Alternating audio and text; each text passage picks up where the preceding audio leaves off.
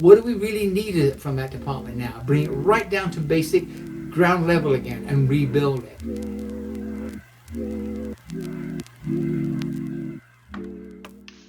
Hi, I've been thinking about some of the significant events that have happened that have impacted the world in the last 2 decades. Cast your mind back to 9/11. A massive impact on the world, largely of a political nature, but it still had a huge impact on our world. 2008 was the financial crisis. Again, finance caused by lack of regulations, greed, etc., etc. And now here we are in 2020, and we have a pandemic that's largely become an issue because of hygiene issues.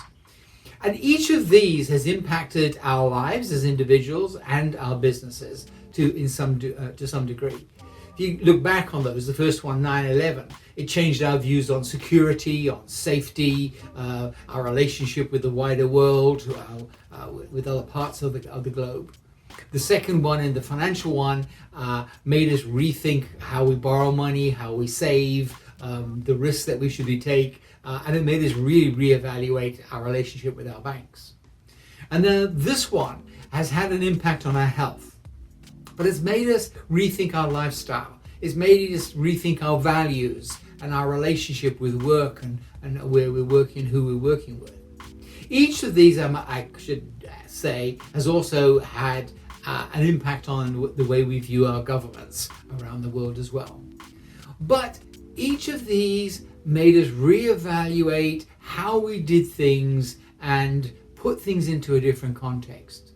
In many ways, with COVID, it propelled some of the things that were inevitable and was going to happen anyway. It made us make a huge leap forward in something that would have taken 10, 15 years. So for example, working from home. We knew that was coming. We knew that eventually that was going to the way things were going to go. But it was going to take 10, 15, 20 years even for current people to either feel comfortable with it or to retire out and allow it to happen. Suddenly it changed overnight. And in a matter of weeks, we were able to get our workforce into their homes and working and being able to carry on running our businesses. So it's impacted us in many ways. For example, working from home, communication, face-to-face meetings, just generally meetings and why we hold them and all the rest of it. And it's caused people as individuals to reconsider everything about their lives, how they live, how they want to work, who they even want to work for, where they want to live. All of these things has changed significantly.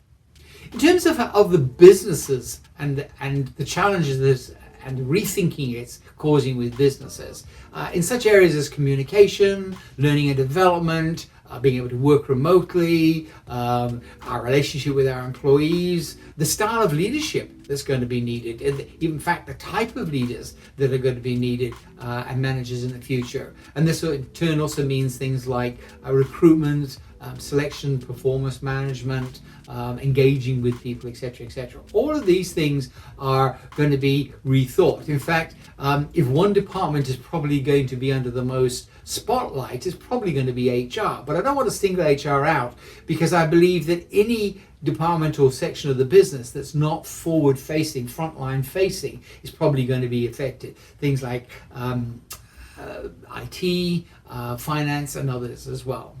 See, organizations are now trying to figure out how they will be relevant in this changing world, in the markets that they operate in or want to be operating in. Now that they've learned that they can change quite quickly and respond quickly, like they were able to get from working in offices to working at home, and everybody could adapt that quickly, they've learned that if people can adapt that quickly, actually then we could probably make other changes quickly.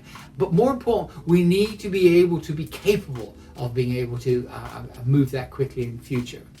Out of all of the other pandemics and natural events that have happened in the world, one thing we have learned coming out of them has been that in each case, those organizations that focused on customer service were the ones came out of the pandemic and performed at a higher performance level, more profitable level than those that didn't focus on that. So things like headcount are going to be something that's going to be really important to look at as an organization. You know, when we talk about frontline, yes, we need to invest in those. We need to make sure we've got the right number of people. But in those back office positions, what do we really need? And how are we going to be more adaptable